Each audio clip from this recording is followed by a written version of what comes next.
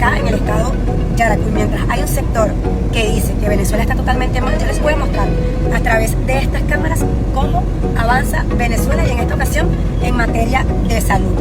Mientras el gobierno de Estados Unidos se empeña en querer decir que nuestro país está mal, acá en este video les muestro que es totalmente diferente.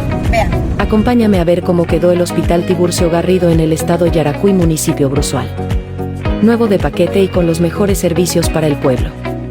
Gracias a nuestro presidente Nicolás Maduro.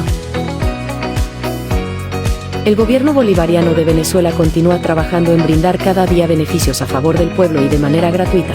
La salud es una prioridad, especialmente a través de iniciativas del gobierno y orientadas por las 7 transformaciones, dice nuestro presidente Nicolás Maduro.